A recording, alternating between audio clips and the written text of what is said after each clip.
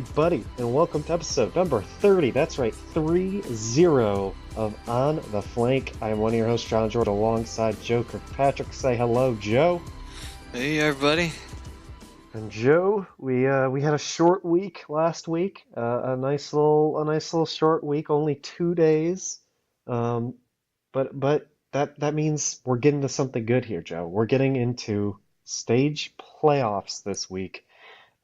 We had a bunch of like what felt like mini tiebreakers this week, and then we had some actual tiebreakers after the week was over, not streamed. I guess the coin toss was streamed. But a bunch of things were decided this weekend, Joe. Specifically, the top 8 teams this stage who are going to be playing this weekend for $500,000 on the line. Um, Wait, the champion doesn't win that much, right? It's just even. Is that the pool? Yeah, I'm not sure. Yeah, I think I it's have the to pool. go back and look at the announcement thing, but that was a Yeah, long time ago. it was. Um, but yeah, Joe, what did you think of this? It was a short little weekend. I just want to point out that I absolutely dominated the picks this week and went 4-0. It's true. It's true. Although I hmm think I went 3-0 because I think we only had one different. Is that right? Yeah. I Yeah, think we you had two picked difference, didn't we? you picked Boston and I picked Dallas, and that was the only difference I thought from did you do pick Seoul as well? Okay. yeah, I picked Seoul Yes, as well. you did pick Seoul. So we were close. Yeah. Um, you But you yeah, turn. you're right. It was like, Overwatch League bite size sort of thing. And but at the same time we talked about it last week that 7 out of the 8 matches like directly mattered for playoffs, and so that was really cool to see. Um because we didn't know the way things were going to come out until the very end, and even a little bit after that. Yeah.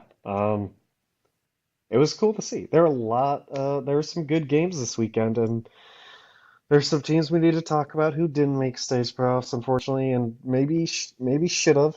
London Spitfire. I don't know. We need to talk about their stage overall, but before we get to London Spitfire, the first game of the day was the Paris Eternal barely eking out the Washington Justice. We chatted a bit during this game, and man, the Paris Eternal are looking not that great in the Goats meta, where they're supposed to be great. They ended up eking out this match at the last second, Joe, but is it impressive to barely beat Washington Justice? Yeah, the I liked the line. I forget who was casting this, but one of the casters had a line at the end. They're like, this is sure. Paris had a higher score at the end of this match, but it definitely felt like a win for Washington. hmm That yeah, Paris, like you said, not looking very good. We thought maybe they had sort of a mid-stage fluke, but yeah, you're right. This is the stage they were supposed to be good, and then to finish at where did they finish? Not in the top 8. They finished 16th, tied for 16th with Chengdu. Um, yeah, that's definitely not. Granted, they're still 3 and 4 just because of how close everything was, but that's not where you want to finish, obviously. And yeah, that but having to fight that hard again against a Washington team that, granted, looked okay that series, but it wasn't supposed to be that close for sure. Yeah, Washington hasn't been too impressive, but they have. I think we were joking around. They have consistently made the team they are playing look terrible alongside of them. So congrats to Washington on that. But beginning of our recap of last week is going to be talking about some disappointments. Paris is the first of those disappointments, and you're right about 3 and 4.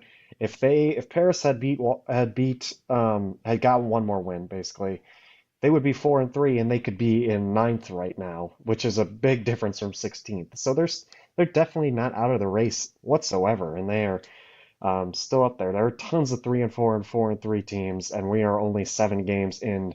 We're only 1/4 of the way in, so Paris has still got a chance. But this is the meta they were supposed to be really good in, and I don't know. Um, I really don't know about these other metas and if they will be good. I think everyone agrees their biggest problem was Shadowburn and Soon on Zarya not looking that good. And Zarya's are Yeah, super super important to give out damage, right, Joe? Yeah, I guess maybe if next stage they get to actually play some of their more comfortable heroes, at least from season one. Maybe that'll be a benefit to them. Who knows? Have to see if the tank line then can step up and Yeah. I come up alongside that. I don't see Paris being I see Paris. I don't see Paris getting worse in other metas, is what I'm trying to say. I could see them being 3 and 4 in future stages as well, but I don't see them getting worse. I still think they have some great talent on their roster, and I think Soon and Shadowbird are both going to be really happy to not play Zarya. I know she got nerfed in this patch for stage 2, and I think we're going to see some different looks besides goats. For sure. So I think hopefully Joe's very high power ranking at the beginning of the season for Paris Eternal works out for him. Wait, I had him like eighth. Yeah, It sure. wasn't very You high. had him number one, dude. But yeah, the Paris Eternal, they still have talent, and I think it's a benefit to have them. I mean, them in London, the only two EU teams. I think it's a benefit for everybody to have at least one of those teams be successful. And I don't know if it's going to be London who ended up losing to Seoul in a pivotal game. Winner basically goes to the stage playoffs, which Seoul has ended up doing. They won 3-0. We both predicted Seoul to win, Joe. We're looking like smart people now. Um, we knew Fissure. We knew Fissure does not lose to London. He doesn't lose to LA now. He never loses to anyone he used to be playing or used to be playing for. Seoul, they looked good, but we can move on to Seoul in a bit. I think we should talk about London and their stage as the defending champions. I don't think anyone expected this team to be fantastic at goats, but I think people had a little bit of higher expectations than their 3-4 finish, um, with losses, with some very disappointing losses, and their wins not too impressive. Their one impressive win was against LA Gladiators, who have looked good. When they played the Gladiators looked bad. Now Gladiators are finally looking good. They lost, or they beat Hangzhou, who has not looked good this stage and looked very choppy, and they barely beat the Washington Justice in 5 maps. So their win Yeah, resume, not too good, Joe. yeah, that's interesting. And coming in statistically with the fourth easiest schedule Hmm. in the league, in terms of their opponents' win percentages. But yeah, losing to Shanghai, that was like their second win ever. Was against the defending champions from season one. Losing to Philly, they're in week one, and Paris. Um, and then lost to Seoul here on week five. But yeah, I don't know. Uh, something about London wasn't clicking for sure. And whether that was, obviously we can't all blame that on Bird Ring. But again, talking about teams with Zarya issues, that the Bird Ring was definitely one for London at the beginning of the stage. But we can't even really blame it all on him. Yeah, I don't know. It's something. But I suppose the other culprit you could point to easily would be like Jester's like, oh, Jester can't play Ryan still, and yeah, whatever. It's just weird for London. Yeah. This is definitely not what they're expecting going into the season. Um, I have to imagine they've got to be doing some serious thinking here now. Like next Yeah. couple weeks, they've got playoffs off, so they can do some you know extra scrimming. I don't I know. think I So think they spend these weeks off taking a look at this new patch here and saying, okay, let's avoid playing tanks and supports forever. I think both Philly and London, the two teams that were the champion and runner-up last year, had pretty unfavorable metas because this is like the exact opposite. The meta during the championship and during the grand finals was like your DPS players are the ones that matter the most. They can carry the game for you, and that's what Carpe was doing. That's what EQO was doing. That's what Prof was doing. That's what all these players were doing, and that's why these two teams made the championship. And now we go almost the complete opposite, where those characters don't matter at all. And all of a sudden, honestly, I think Philly's been playing a lot better than people thought they would on goats, eking out wins. But they did have a very easy schedule, strength of schedule. I'm sure you have those stats pulled up. Are they? Did they have the uh, easiest?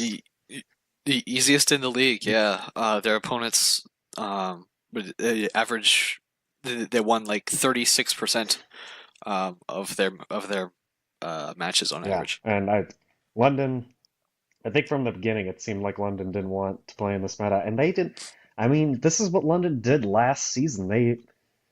I think it's less acceptable this season because there are more teams and it's harder to make the playoffs. But last season, half the league made the playoffs, so they didn't have to be good all the time. They passed and got fifth place, and then they're like, okay, it's time to be really good again, and then they did, and then they won. So if you're a London fan, I would not worry at all. Like there's going to be more DPS metas here in the future, which is what they want. They're only 3-4, which is a fantastic finish for how terrible they looked on goats at times. I mean, 3-4 is good for this stage, if you ask me, because I don't think they were trying, and I don't think they wanted to play goats at all. So um, I would give this almost as a win for London, which is kind of crazy because I think they'll do super well once DPS heroes are back into it. Are you worried for London at all, Joe, or do you agree with me? Yeah, I'm not sure. I don't think you quite have cause to be, completely worried for them yet. That their time ought to come. If it doesn't, that's another issue Hmm. entirely. But their time ought to come. Yeah, if we're looking at another 3-4 stage next stage, then I'll get to talking about worrying about this team, especially if it's not predominantly goats. Then I will sit here and I will talk about how this team needs to shape up. Um, but for now, I think they knew that this wasn't favorable for them. And I think they're glad that we're getting a new patch for stage two. Boston Uprising, Dallas Fuel. Um, I was busy Saturday. What was well, I'm on vacation in Florida. I think I should have prefaced that because I have a new microphone and it might be a little worse quality. I'm currently in a bed in Florida. It's not sunny right now. I was going to call it sunny Florida, but I am in Florida on vacation. But I still needed to put out a podcast. This is an important podcast, right, Joe? We're bracketologists, this podcast. It's true, something like Yeah. that. And Saturday night, I was in Florida. I was enjoying myself. I was watching these two games. And I had to go to the airport to pick up my lovely girlfriend. And I saw it was 2-0, and I said, Dallas Fuel's got this. Boston's not looking too good this game. But I come back and I see that Boston has won it 3-2. To my surprise, Fusions coming out of nowhere, winning it again. Was it Fusions, Joe? I actually didn't watch this replay at all. Well, I'll spoil already. My MVP this week is Aim God. Oh. I say he had a really good match this series, and obviously, this series, Dallas and Boston. Again, Dallas has been really liking to play the Sombra a lot, so there's definitely lots of that in the first half. That then started to get answered more and more by Boston in the second half. Um, I don't know if you saw the Jimmy Neutron meme on No. Reddit. Um, that you know the one where it's like show and tell, Yeah.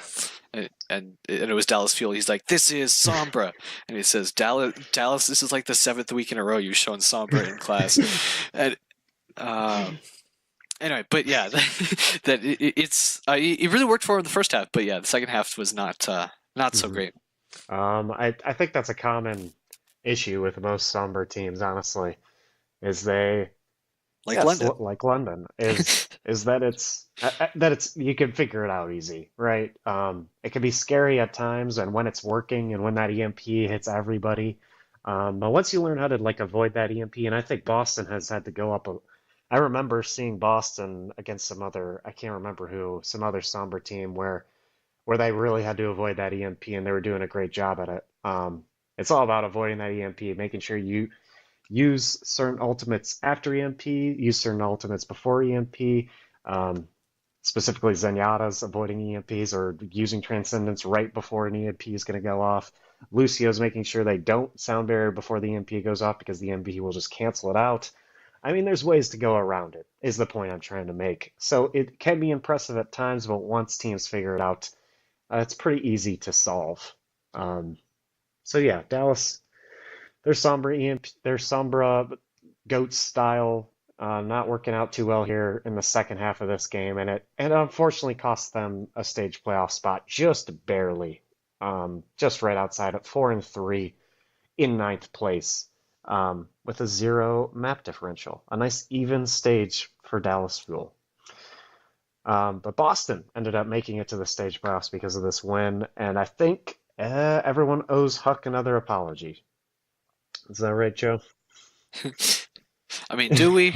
Do we really? No, no, we don't. We don't owe him an apology. But yeah, Boston impressing everybody again.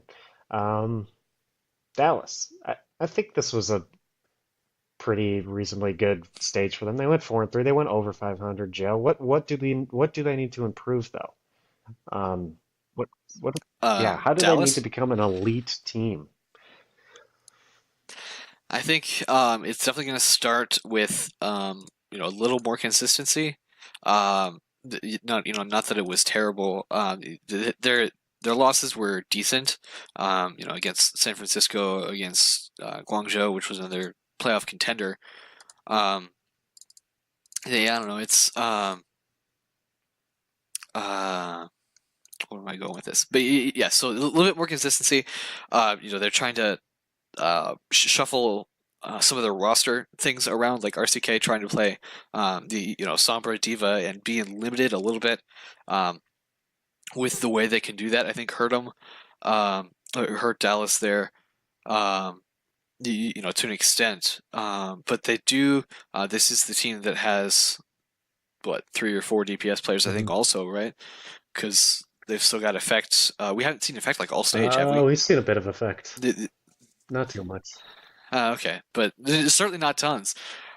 This is, bringing out effect, getting Zachary out of Brig Jail.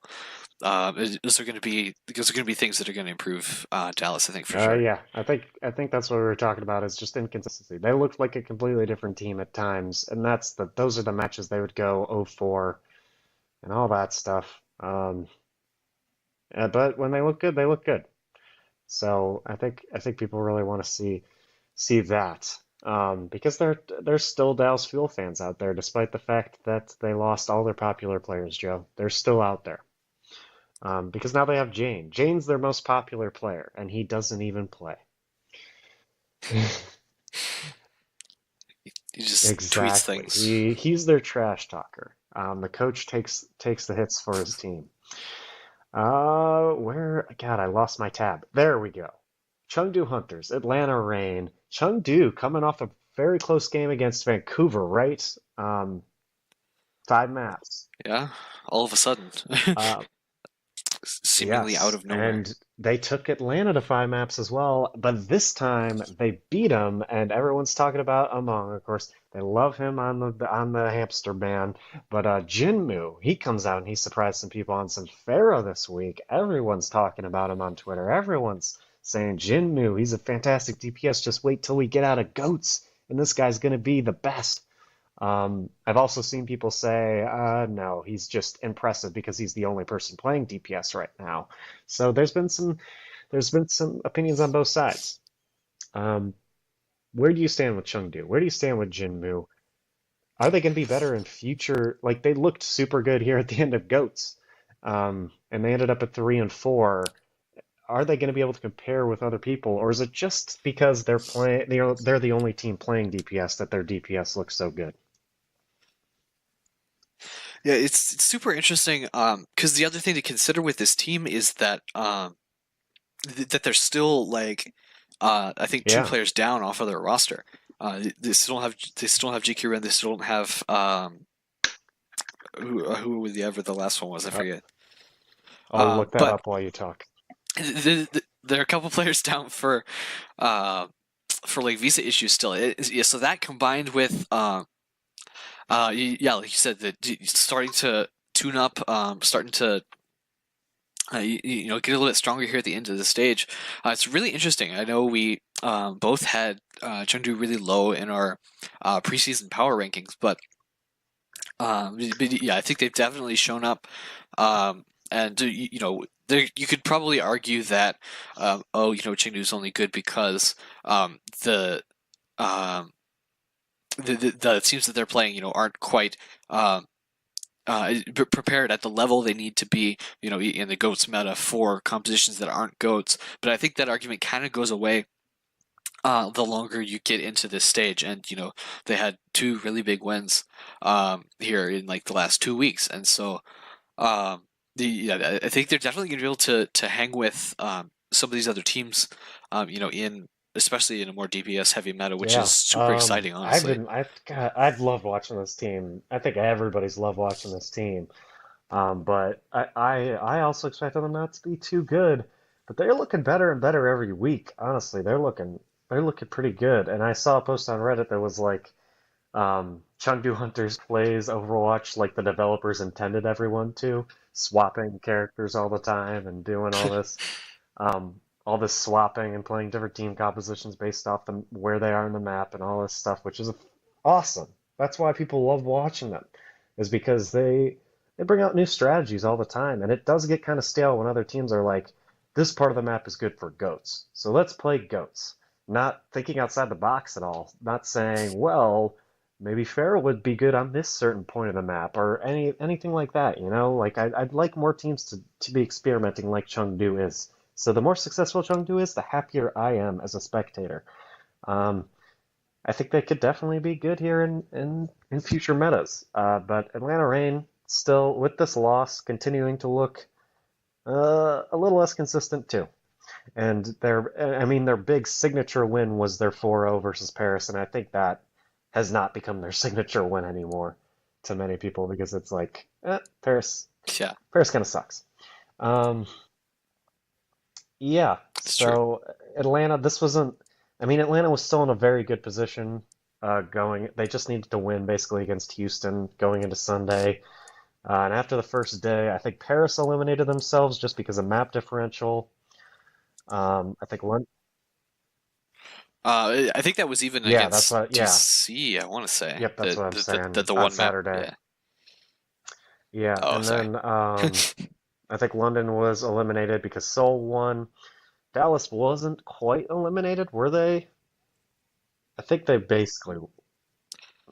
Uh, w uh, yeah, against Yeah, Boston because that gave them because different. Atlanta, either Atlanta or Houston would have Or to make it over yeah, Dallas. I feel like. Um, so I feel like Dallas yeah. was kind of out at that point. Chengdu was already out, so their win didn't even matter. But Atlanta was still in a good position going into Sunday, where they faced Houston. But we started off with Philly Fusion versus Paris Eternal.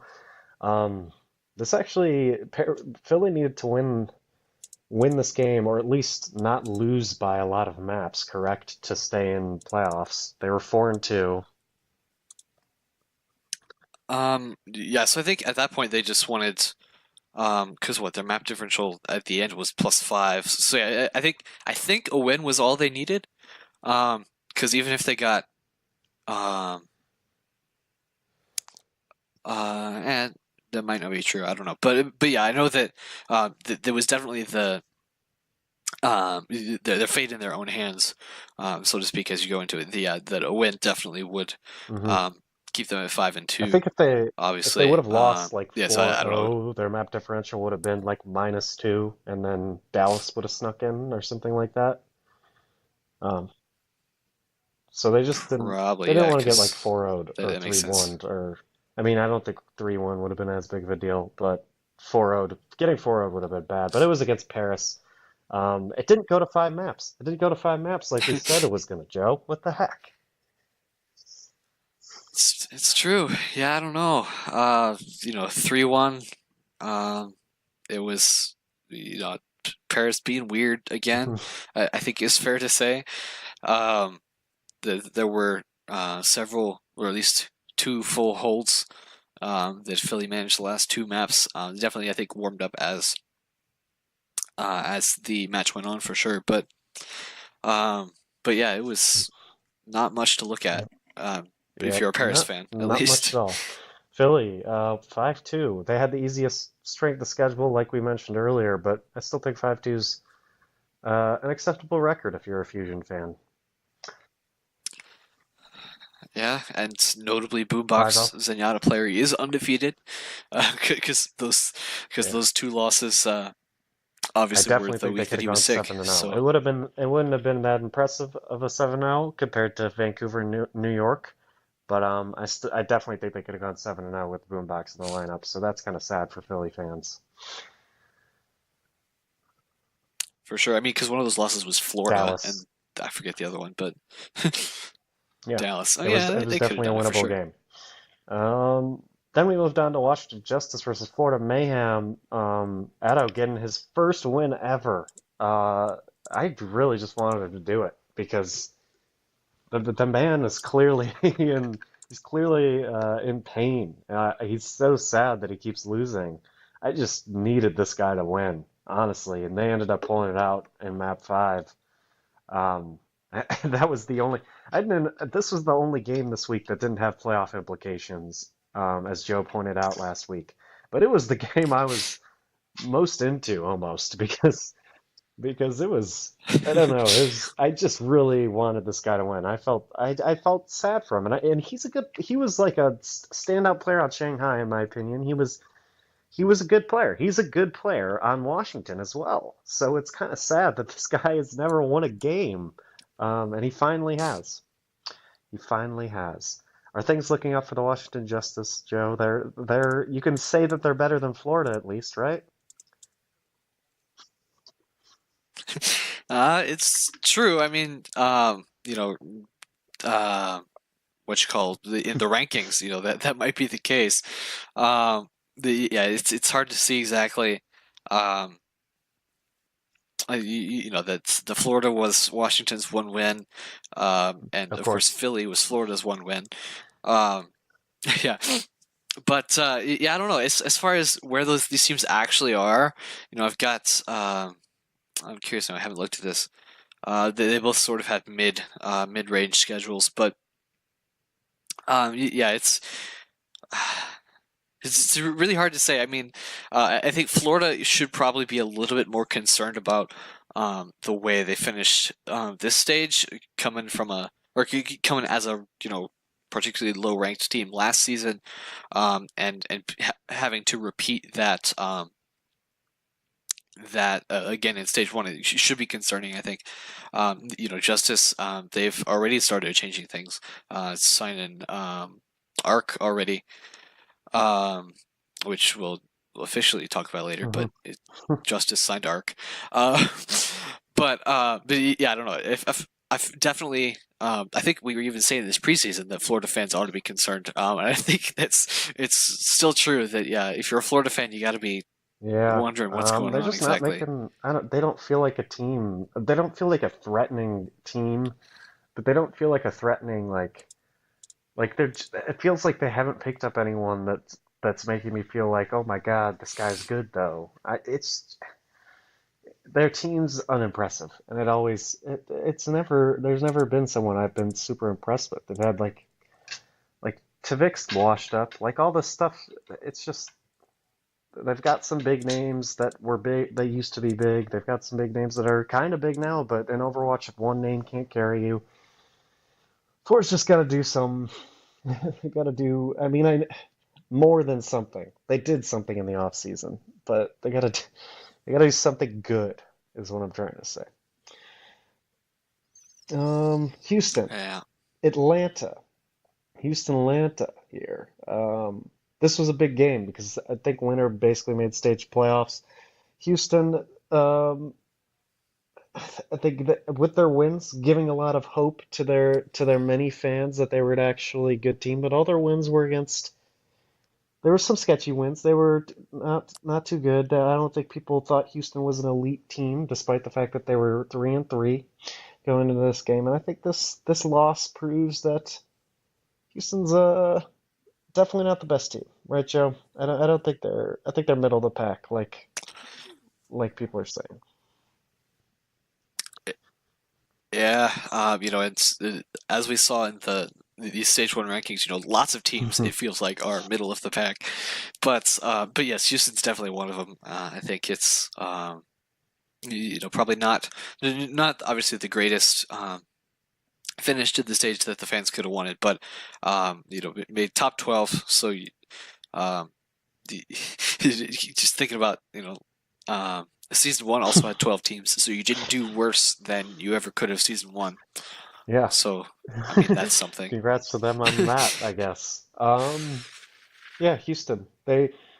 I think this is a team that came into the season saying we have a good enough team, we don't want to make any changes, and they did just that. And their record really hasn't changed that much, and how good they are hasn't really changed that much. So I don't think anyone's surprised, Joe. I don't think anyone's surprised with what's happening.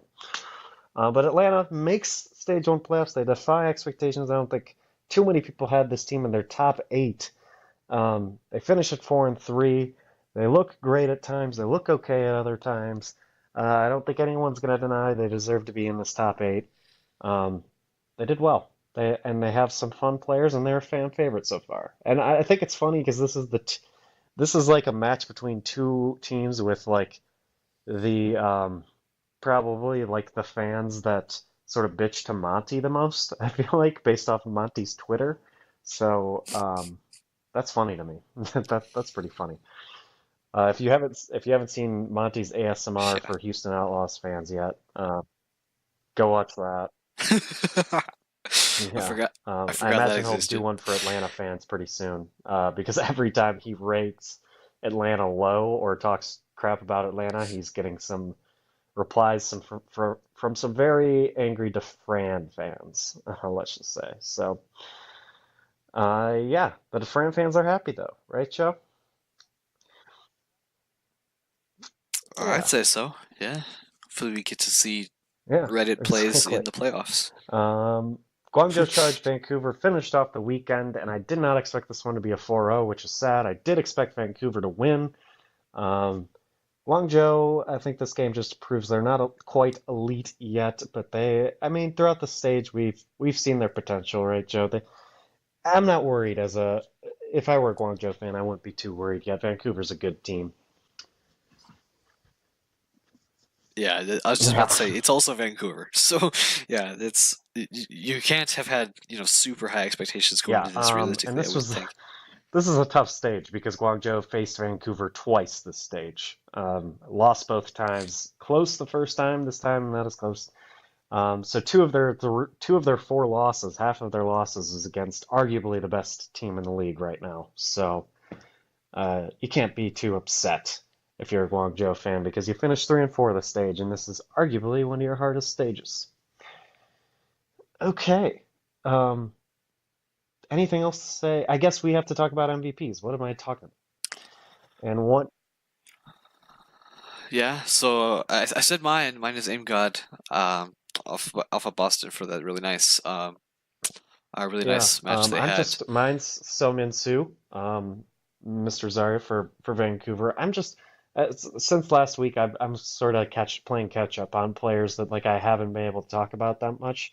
Of course, So Min-soo had a fantastic game against Guangzhou, but he's had a fantastic stage overall so far, and he's one of, if not the best Zarya in the game right now, dealing tons of damage, getting tons of deaths per 10 minutes as well. His stats are fantastic.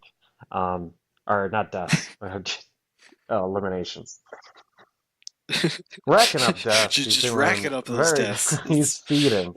No, yeah, Vancouver's been one of the best teams, and he has been a fantastic Zarya for them. So I'm shouting him out. No one really stood. I think Aim God's a great choice, Joe, but no one else really stood out too much as the MVP. So I'm just giving back to the community, and I'm saying, hey, this is a player on a very good team that hasn't gotten too much recognition as a standout player so far. So I'll give him that.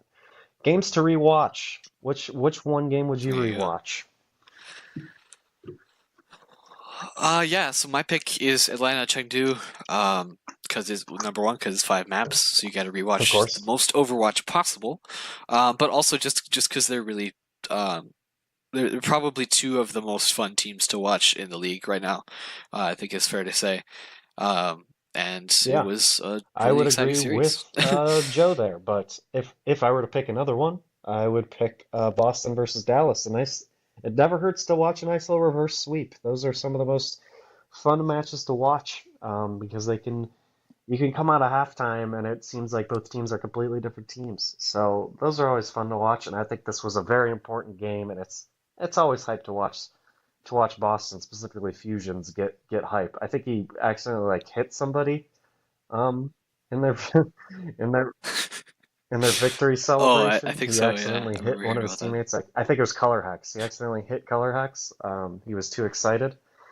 So they're a high energy team, you know. So it's fun to watch.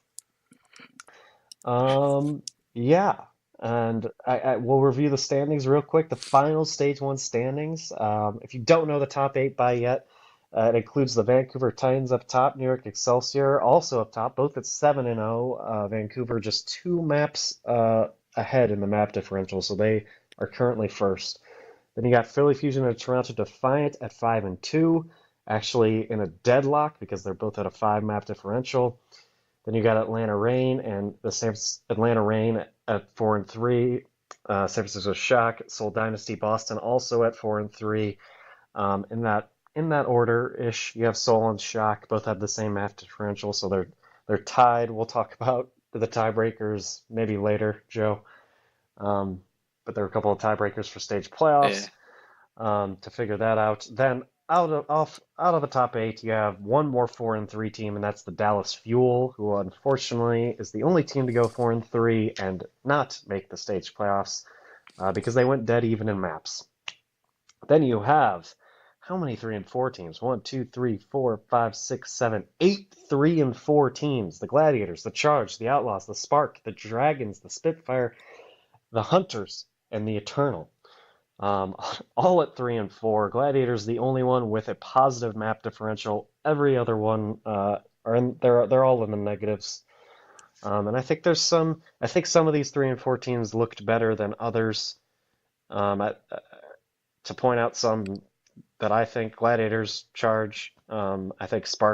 I think everyone knows Spark has potential to be good, but they underperformed. They didn't cash in the scrim bucks. Dragons looking improved.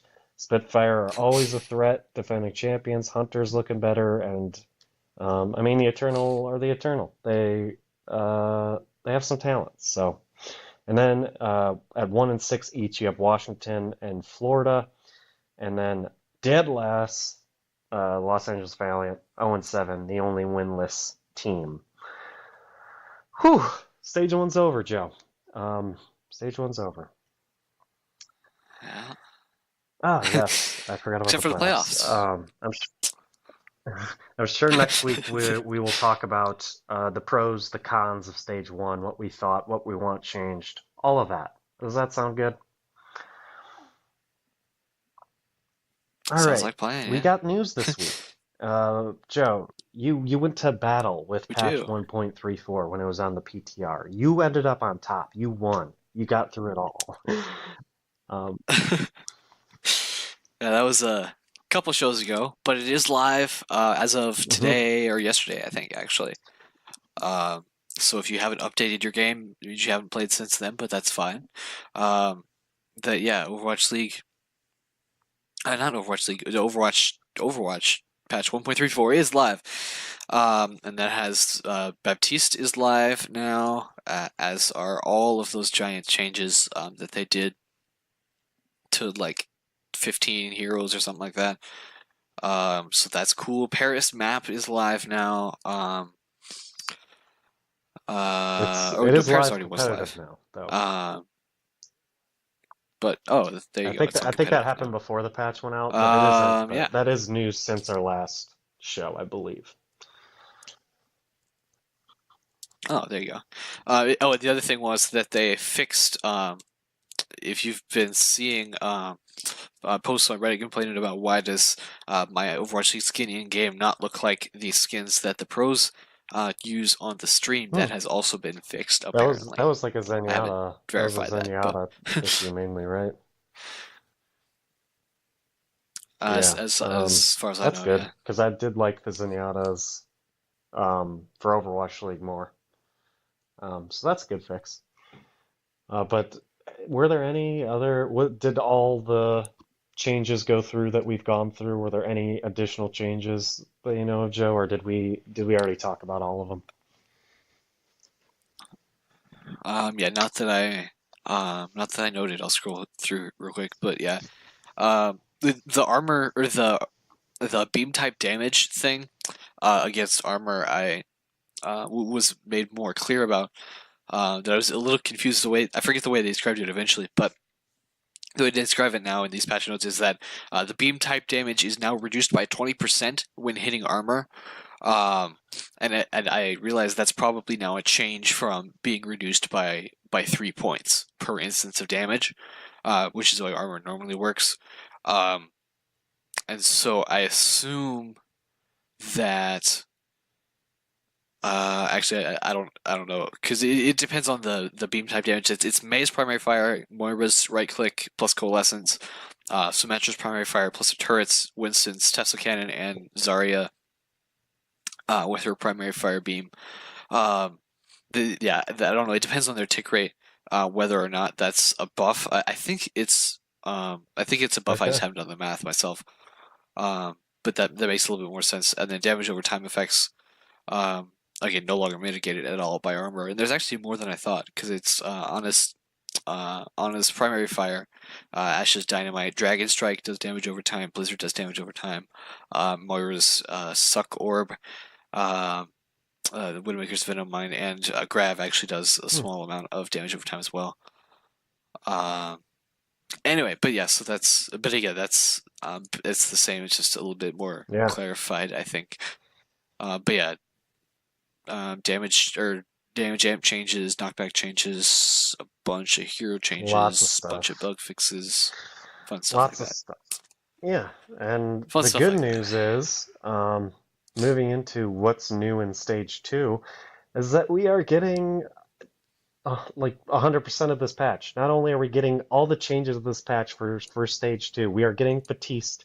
People are going to be able to play this character, this hero, right away, which I don't think is usual at all for Overwatch League. We still, even if there is a new map, a new hero in the next patch, we usually don't get him for another stage or till the next patch. We're getting him right away, Joe. Yeah, well, and it's interesting because um, yeah, because we really only saw that once last season, just because of the way the timing works out. Because Moira came out like right before preseason, of Overwatch League Season 1, and then Brig came out mid season, and so Stage 3 she was not in, even though the rest of that patch was. Um, but I think Wrecking Ball came out like in the middle of the break before playoffs or something. Is that right? Yeah, sometime in summer. Or was it after? Or was it after playoffs? Because I know It it was in the most summer. likely it was it feels like it was like almost during playoffs, maybe. I can't remember. It might have been after though. Could have been in August, but I don't know. It's usually, God, I don't know why I forget about these dates because it's the same month every time, every year, right?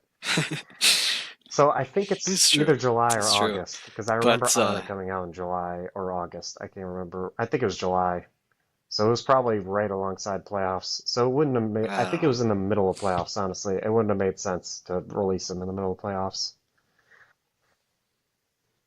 Yeah, but so yeah, the point being though that we've only there's only been like one hero like released on that schedule, and so yeah, that it is cool that we're getting him immediately though, um, right into 1.34, and maybe you have to think maybe the slightly longer Hmm. breaks in between stage can help with that too, that they're more comfortable because the teams have Exactly. more time to deal with that.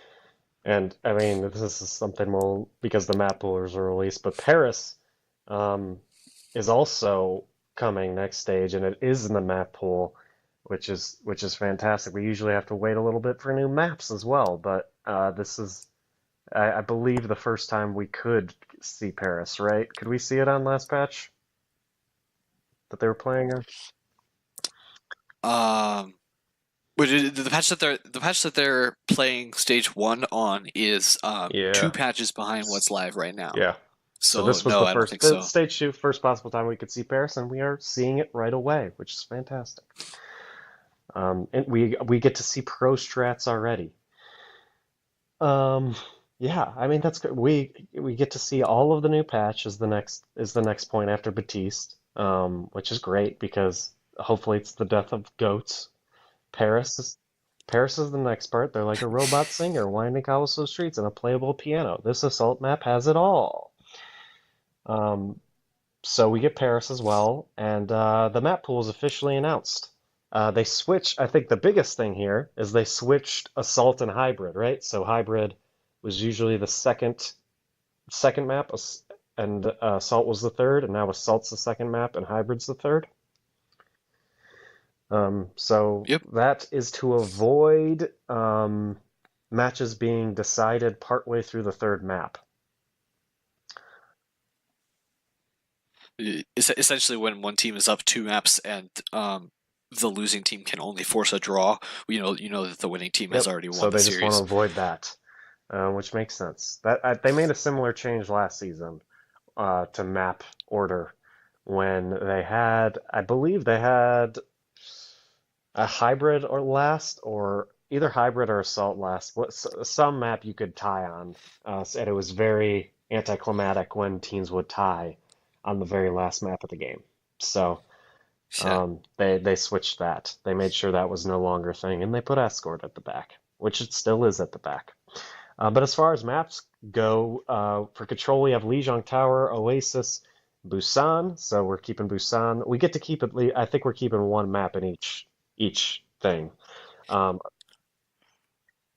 Yeah, just yeah, because so there's you got five of it. each type currently, Paris so Temple is the one we're keeping, and then Hanamura for Assault. Then for Hybrid, we got Blizzard World and Eichenwald joining King's Row. Thank God we're keeping King's Row. I love King's Row. Escort, we have Junkertown and Watchpoint joining Rialto, and I've really enjoyed watching the Rialto game so far, so I'm also glad that we're keeping Rialto. I enjoy defensive maps. Rialto's a nice defensive map. It's fun to watch Rialto. Do you agree with me? I don't know how people are feeling about Rialto, but I enjoy it.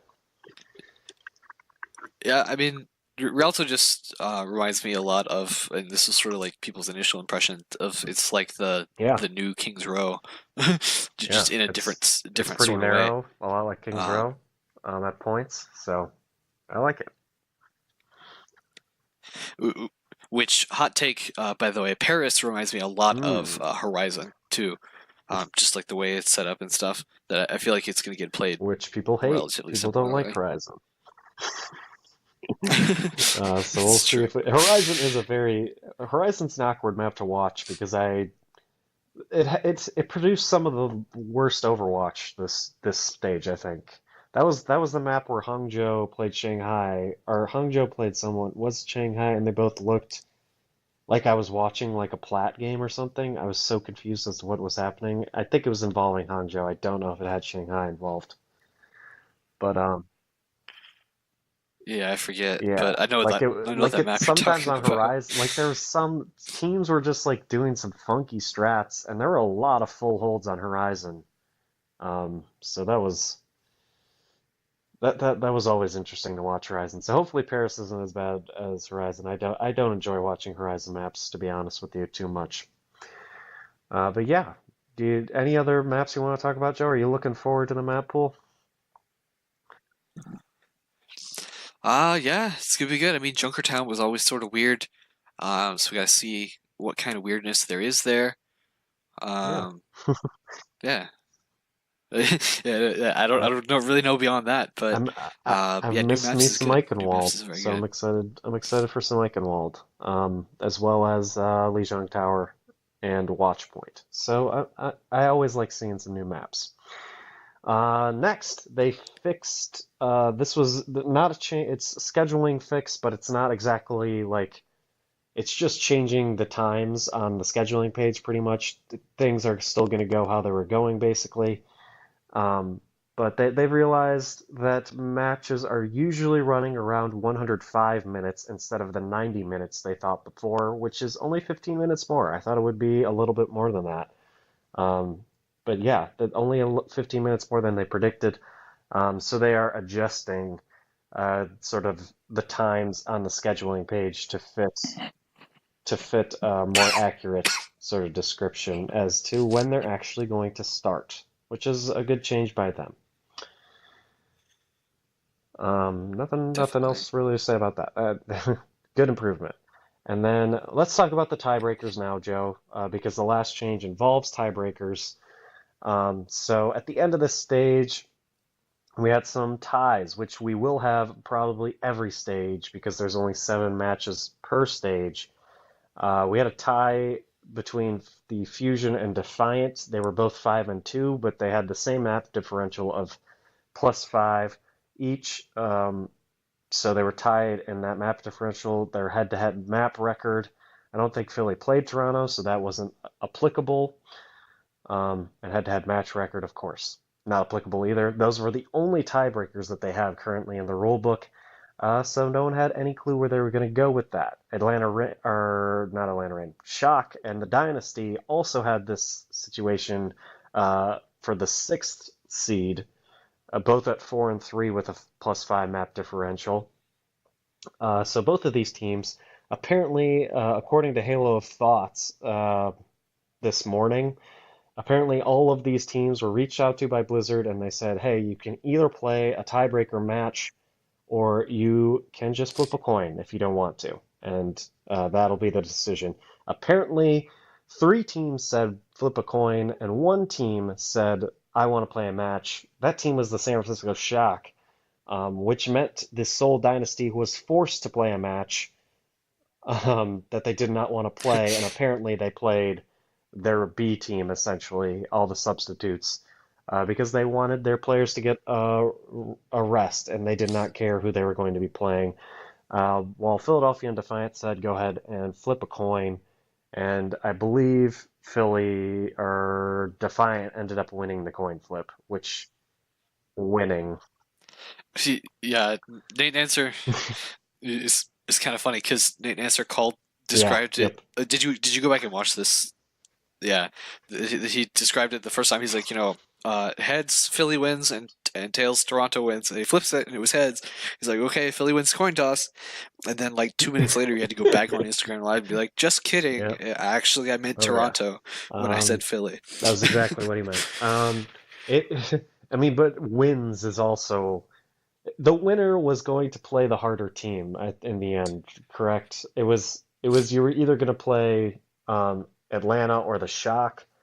Um, so the winner Yeah. ended up being Toronto, and they're going to be playing the Shock, who is, I think everyone agrees, a tougher opponent than the Atlanta Reign. So we get a Philly Atlanta rematch now. Shock will be playing Toronto, and then Seoul, with their loss that they pretty much gave to San Francisco, they said, "We don't care. We want to give our players a rest." Um, and they ended up taking a New York Excelsior bullet for that one. So that's, I mean, that's a rough one. Yeah. They could be playing Toronto right now, which is a very different matchup than New York. So that's going to be a tough matchup. So obviously, Joe, that was handled a bit weird, right? I don't think any other sport has tiebreakers like that where they're like, okay, we'll just flip a coin. It's up to you. We'll do whatever you want. So they have luckily responded to backlash on this already, and they said we will be announcing some additional tiebreakers alongside the 3 they have right now, which I said earlier.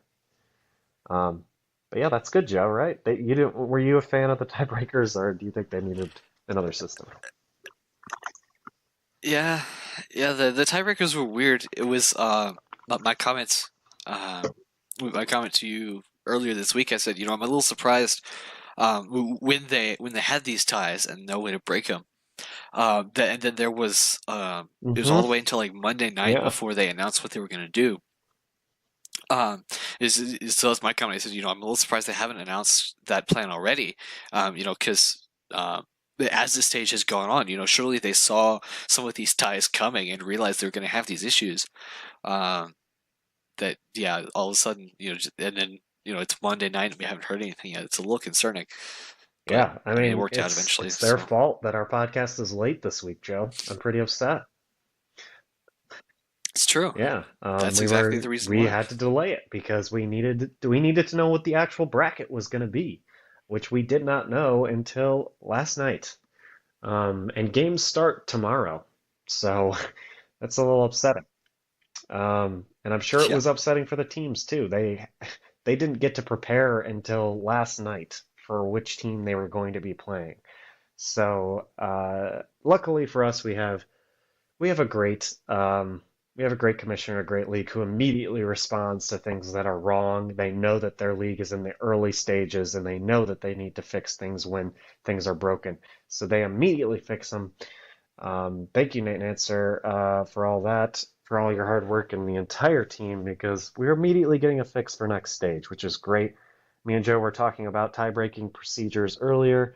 Strength of schedule is a very, I think, one that almost everybody wants, especially in stages, because some teams have very easy strength of schedules, and some teams have super hard strength of schedules and don't even make stage playoffs because of it. Um, and I was looking at NFL rules. One of their tiebreakers, they do strength of victory and then they do strength of schedule, which I think just means they go look at the teams that they go look at all the teams that each the two teams have beaten, and the team who has beaten the tougher opponents uh, gets a pass over the other team. And then if they tie in that regard, they take a look at the overall schedule. They take a look at their losses as well. Um, and if the team has lost to tougher opponents, then they would get the benefit of the doubt there.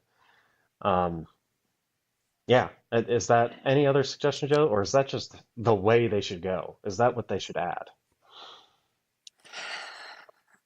Yeah, I mean, it's hard to say. I liked you talked about the, to try to compare like division matches versus Hmm. non-division matches. I like that one too. Um, I haven't run the numbers to see whether that would have worked in this case, but uh, yeah, they definitely got to add something. And hopefully, it's Yeah, something semi-reasonable I'm sure it will as be. far as that goes. And I'm sure everyone wants strength of schedule. I would bet on that. We have some player moves, and that move is specifically New York Excelsior has traded the old arc, the old support over to Washington. Washington getting New York's leftovers once again in the support position. Washington, lots of struggles. New York hasn't really used arc too much. Doesn't they don't really need him anymore. So I'm sure will gladly take money for that. Um, but let's talk about Washington. Does this push them over the edge? Does another New York leftover give Washington some more wins, Joe, or is it not going to be enough? I mean, we thought it would for Jonas, and we see how well that's worked so far. I mean, sure, it's going to help that being able to come in and reinforce that support line. It's a good choice for sure. They talked about Ark. Didn't even know that he'd been traded until he saw on, until very recently about the time that we all found out on Twitter. But I get the Yeah, impression that's relatively typical, like for sports teams. Um, but yeah, I don't know. I think it's definitely an upgrade, and an upgrade is what DC needs. Whether it's the upgrade they need or not, we'll have to find out. But yeah. We'll see. I don't expect too much out of it, but maybe this is the magical piece they've needed.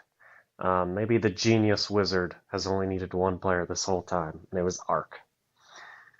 Nate Nancer, South by Southwest, a big announcement, basically confirming home and away matches. They're coming, season three. Um, you also have down here that he said it's safe to assume that there will be no new teams next season. Me and Joe, we're hoping for that Midwest team, right, Joe? But I don't think it's happening next season. Very sad, yeah, very sad for us Midwesterners. But as the Europeans have pointed out on Reddit multiple times, us Midwesterners at least have teams in the U.S., right? At least we have many teams to root it's for, true. like Toronto and all these people close by. I just want one Midwest team, Joe. Is that too much? Too much to ask for here? Yeah, Yeah, you wouldn't think you so. really You wouldn't. wouldn't think so. But let's talk about the main thing. Main thing of the South by Southwest. Here, I think there were a bunch of details about there were details that came out. I don't think they're like set in stone, but um, it involved the league doing production on all of the games. Still, there isn't going to be like the teams aren't putting on their own production for each game or anything like that. There's no local production. It is being done by the league still. So it's looking like they'll like planned out before. Teams will be like sort of playing in sort of a tour-like schedule where they play a bunch of home games in a row and or they're playing away at teams nearby them and then they'll go away for a while and then they'll come back. Sort of like that. So we're getting home games. We don't know exactly the details. Were there any other details he said that are worth mentioning, Joe? I can't remember. Yeah. No, that was basically I mean, it. it's just it wasn't like detailed news. It was like, hey, I think we're officially doing this. That's what Nate came out there to say, is we're officially making this big move. How do you, yeah, how do you see this panning Which out? is cool. It's a big move. It's a risky move, especially after two, in my opinion, an amazing first season and so far an amazing second season. This changes it, right? Because this is completely different from what we had before almost. We're going to be in we're going to be at a different arena every time. We don't know how production's going to be handled. Some people are rumoring they might do sort of all the casters in that stay in LA and they're doing sort of remote casting, which I'm not a fan of personally, but it might have to be done for money reasons, and travel and fatigue and all that. Is this going to be the right move, Joe? Are you worried at all? Because I feel a bit worried. I'm a bit scared. This is a big move. I mean, they've got this season to try to Hmm. figure all those things out, right? That's pretty reasonable as far as that goes. And based on what they've done so far, I think if they run into some problems, they're going to be corrected quickly.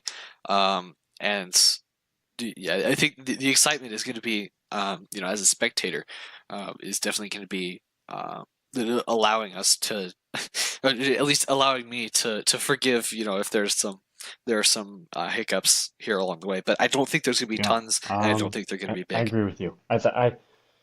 If they do an LA production sort of suite where they're casting games from there, I will be a little sad, but I really don't know if they will. They've always had high production.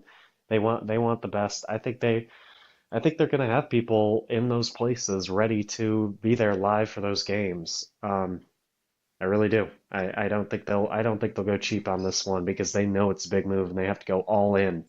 And if they've been saving money here and there the first two seasons, I think it's to put all their money and eggs in the basket for season three, because that's where it's going to matter. Because that's a big move, and that's a first in esports as well. History. Yeah. It's But I true. think everyone's looking forward to it. Everyone's looking forward to seeing home fans and not just Los Angeles fans there in the crowd. So we're excited. I think everyone's excited. Stage one, playoffs. They're here, Joe. And we're not only did the NCAA college basketball brackets come out, this bracket came out. And I think this bracket's a little more important, right, Joe, as an esports fan. Yeah, I mean that's probably true. It's at least a little bit more Yeah. interesting as a Butler student because Butler didn't make either the men's Yeah. tournament or the Well, women's tournament this year. So stage one they made playoffs the is what we'll have NIT, to Joe. They're settle with. playing tonight. They're playing Nebraska tonight in It's the true. NIT. And the women are Yeah, playing NIT at home, so that's that's something. lots of fun. NIT. Woo. Sorry for all the sports fans who just are the esports fans who just tuned out because they don't know what we're talking about. But yeah, we'll move back to esports here. Stage one playoffs. We have the bracket all set, and me and Joe, instead of predicting our games this week like we usually do, by the way, I'm one game up right now, looking good. We're gonna predict our full bracket. Um, so where do you want to start on this bracket, Joe? I'm gonna go to your graphic real quick so I can. Okay, cool. Yeah, so I mean we could just go. Ooh, team Maybe by team by team. team. Yeah, because if we go game by game, then if they're different, Okay. then it'll be weird. Um, So I don't know, something like that. we could let's just start it off. This doesn't have to be that confusing. Vancouver, Boston. This is the one seed versus the eight seed. The best record and map differential this stage was the Vancouver Titans, and they're up against Boston Uprising, who surprised a lot of people. But I would love to see somebody who had Boston beating Vancouver here, Joe. Are you one of those people? Are you going Vancouver? Are you going the obvious pick? Boston beating Vancouver, yeah, I'm afraid that's not going to happen this stage. Hey, maybe later, but yeah, no, it's definitely Vancouver moving on to the Semifinals. quarterfinals, I guess. The Hmm. round of four. So This is yeah, yeah, this semifinals. is the quarterfinals. Are these so best of five is the first round? Do they get best of seven right in the semifinals? This is a great question. Good question. I don't know. I know that's The looks like the time blocks go from 2 to 3 hours. So okay. maybe Yeah, I believe the that'd be last cool. thing I saw was semifinals best of seven, and finals are also best of seven. So that'll be exciting. But yeah, I also have Vancouver, Boston. This isn't it, not yet. Just if you're Boston, you take this stage and you say we won more games than we lost. Let's not go for more. This is fine. We're good. Don't worry. But if you do end up beating Vancouver, that's insane. And all of a sudden, everyone's like, "Puck's a genius. What's going on?" But I don't think that's happening. San Francisco ended up winning their tiebreaker against Seoul, and then Toronto ended up winning their tiebreaker. The winners of their tiebreakers, um, Toronto winning a coin toss, which I think is a little bit more impressive. But they'll be facing off. Toronto is the higher seed here. They're number three. San Francisco's number six because they had a tough schedule. But I think everyone thinks San Francisco is the better team here. So do you think Toronto, they had a 5-2 stage. They had a little bit of an easy schedule, but I think everyone's more impressed with this team than they thought they would be. Can they beat San Francisco though? Yeah, I'm not quite convinced they can. I think, like you said, Toronto definitely had an easier schedule than San Francisco, which had the Hmm. third hardest in the league, actually. Um, and to finish 4-3, after that, that's significant. But yeah, I'm not quite comfortable to give this to Toronto just yet. Numerically it might be an upset, but we know that the standings when you only play 7 out of 19 teams can be a little bit less than Hmm. Exactly 100% right, honest. which is eh, always going to be interesting for every stage playoff, if you ask me. So the seeding's not going to be that great when you only have a 7 game look at each of these teams. I'm also going San Francisco. Toronto's pretty impressive, but I don't think they're that great of a team. Um, let's move down to the number five and four seeds. At four is Philly, and at five is Atlanta, and they play each other. They've already played each other once this stage. Uh, Atlanta ended up losing 3-2. They took them to five maps, and this was the moment everyone was like, "Ooh, Atlanta's for real." So they're 3-2. Their 3-2 loss was a win. I don't think a 3-2 loss would be a win this time. Does Atlanta take it this time? Do they have the experience now? Can they do it? Can they beat your Philadelphia Fusion, Joe? Yeah, I think partly you're right. It is my team, whatever. But yeah, I think in general, with a Philly that now has a stage worth of experience, um, but playing in this new meta, they'll have a full roster of players. Obviously, that wasn't a factor their first time they met up, um, yeah, definitely I'm going to give this to Philly here in the first round. It'll definitely be a close series. You're right about that. Both teams like to have that sort of exciting result, but yeah, I'm picking Yeah, Philly for that the first experience match. might come into play here for Philly. They've been through many stage playoffs, many normal regular season playoffs. Whereas Atlanta, this is their first one. So that might come into play, but when I when I originally sent my bracket to Joe, I had a very different result, and it was this game that was making the result different. I think this game will be very close and one of the best to watch this weekend. But I was falling asleep, and in my head, I was just like, wait, Philly's not going to win this game. This is Atlanta. I just had a feeling. I have a feeling Atlanta's going to win this time. They just feel like the team that will come out after they lost the previous game to you, and they will just come out and stomp you. It just feels like that kind of team, to me. They love revenge. The Fran Dogman, they want revenge, and I think they're going to get it, and they're going to win. So that's the first time we differentiate, Joe. On to Seoul, New York. Um, Seoul decided to take the loss in the tiebreak despite having to play a game. They said, let's put in our B team because we would like our team to rest. And because of that, they will now play the New York Excelsior, and they are the seventh seed. New York Excelsior, the two seed, looked dominant this stage. Seoul has looked a little inconsistent, but when Fissure's on, they're looking really good. So I think that could be an upset here. I don't think this is as big of a gap as Vancouver Boston, but I have New York here personally. Joe, who you got? Yeah, I do as well. We've already seen, again, this is another rematch of an earlier match this stage, between Seoul and New York, which New York did also win.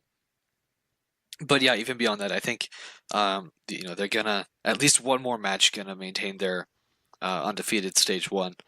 Um, yeah, it's I don't know, it's just an Yeah, edge, I think, here New for York's New a better York. team, for sure. Move on to the semifinals. We have the same matchup up top. I have with Vancouver, San Francisco. We already saw this once this stage, and Vancouver stomped them. A nice little 4-0. San Francisco, I think, has consistently shown that uh, they're up top because when they're playing terrible teams, they're dominating. But then when they start to play the really good teams, they get dominated themselves. That's what they showed us in this first stage, pretty much. So that's not been fun to watch for San Francisco, but can they overcome that here against Vancouver this time around? Are things different, or I mean, it's hard to predict them to win after they got 4-0'd, right? Yeah, I mean, it's possible. It's definitely going to be a closer match than 4-0. I would be very surprised if that's not the case. Again, I think this is going to be like we said, a larger series, maybe a best of seven. Um, but I am gonna also give this win to Vancouver, going on to move them on into the finals. This has been such a good stage for them that it's gonna be difficult to Yeah, to I'm also you know going push them out. Vancouver. San Francisco just didn't. They're pushing elite. They're almost there.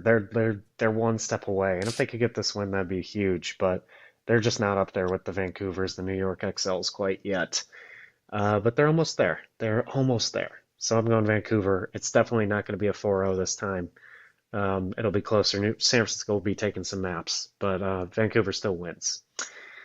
Atlanta, New York is what I have. You have Philadelphia, New York. Do we both have the same winner? Do we both have New York? Because I do have New York beating Atlanta. I think Atlanta is good enough to beat Philly. Do I think they're good enough to beat New York? Hell no.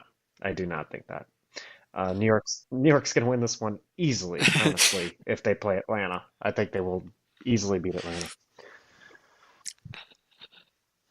Yeah, and New York Philly, over on my side, that it's this one I had to really pause and think about because on the one hand, um, I had to separate my fanship from my analyst perspective a little bit, because Philly has beaten New York in playoffs before, and that's not unusual at all. They're one of only a handful of teams to give New York losses last season, with any kind of consistency. Um, but is it likely that this will happen necessarily again, here in this semifinal rounds? it's probably more likely. I think that New York is going to get the win, so I've given it to them here hmm in that particular game. The previous bracket I was talking about, I did have Philly beating New York. Um, I was like, New York, they're chokers. This has happened before. Philly can do it. But then my entire bracket changed when I said, you know what, Philly's going to lose to Atlanta actually. And I don't think New York's going to be a choker against Atlanta. And New York hasn't been too much of chokers in the stage playoffs, so um, I'll keep them in there for now. They will possibly choke in the championship, though. We have the same championship, Vancouver, New York. Um, so we didn't differ in our semifinal picks, Joe. But who's going to come out on top? These are the two 7-0 teams, the two most dominant. We didn't get to see them play each other this stage. If they make it here, I think everyone is looking forward to this match specifically. Um, let's give Oh, I absolutely. know we didn't give each other our map score, our final map score, but let's give a map score alongside who we think's gonna win. I gave Ooh. you this out of nowhere, so do I have to go first now because I feel bad? Yeah, I'll give you some time to think. Yeah, I'll give you some time to think. Sure, Um, sure. Go I'm ahead. going Vancouver. Vancouver dethrones New York. As New York's, I feel like New York's kind of like the inaugural season beast, sort of that everyone's like they're the team to beat. But I say Vancouver represents the expansion teams, and they say, nah, we're the best, which would be insane because they were runaway last year. It'd be crazy if the best team last year maybe could be considered them while they were in Korean contenders, which hopefully would get some more eyes on contenders now. But I would go Vancouver here, and I'm going to go map score. I'm going to go, they go to seven, honestly, 4-3. 4-3, Vancouver wins in a nail biter of a game. Um, yeah, it's going to be a good one. Joe, have I given you enough time? I think so. Yeah. So, but it's like we said, we got the two teams coming in, only undefeated teams still in the league, both at 7-0. Um, I think. So first of all, I'll say I'm going to give this. My pick is New York for this match. That they're gonna take the stage one title. I think part of the reason is we've seen. We definitively seen that Vancouver definitely has their weaknesses. Particularly against. I'm thinking in my head about Vancouver versus Chengdu Mhm. in week four, I think it was. Um, that went to five maps all the way. It was super very exciting. This whole big thing. And a lot of the weakness that they showed was being not unprepared, but being hesitant with this Chengdu sort of style. That we've come to know and love. Um, and not to say that um, New York is a team like the Chengdu Hundreds, but I think they've definitely got the flexibility to be able to come in um, and throw Vancouver for a loop. I can't imagine um, that they won't, potentially in the back of their heads these next couple days be preparing potentially to see Vancouver in the playoffs, and that they've got to be, that's got to be a strategy that they have in mind for sure to be ready to just be confusing a little bit and throw them off their game a little bit. And that combined with a little bit of again experience now here in the Overwatch League, being a really successful team last year, it's going to be enough, I think.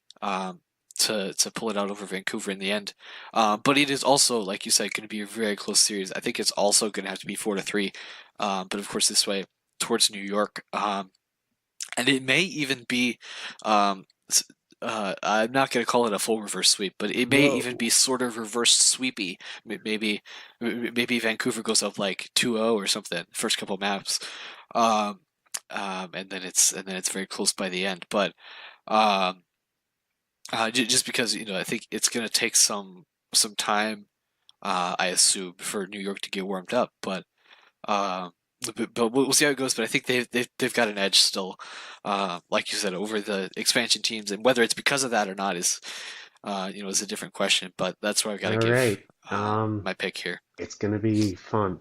You just got me hyped. I'm very hyped. It's gonna be a fun weekend. So we only differentiated in like two of the games. I chose Atlanta, he chose Philly, and then I chose Vancouver to win it all. He chose NYXL. So we'll see who ends up winning that, Joe. Um, Stage playoffs. Wow. So those games start tomorrow, which is Thursday, at 9 Eastern, and the first game's at 9, the second game's at 11 on Thursday, and it's the same for Friday. The Thursday matches are Seoul, New York, Boston, and Vancouver. And then Friday on ESPN, it's Atlanta versus Philly. And then San Francisco versus Toronto at 11. And then Saturday, 3 Eastern, is the first semifinal match, which I imagine will be. Actually, I don't know who it'll be. I don't know why I was going to guess there. Um, but I imagine maybe the winner of Yeah, I don't know. Seoul NYXL versus the winner of Atlanta Philly, since they're the first games of the day on Friday and Thursday. Um, maybe, but who knows? So first one's at 3, second one's at I 6, don't because I know. imagine it's best of 7.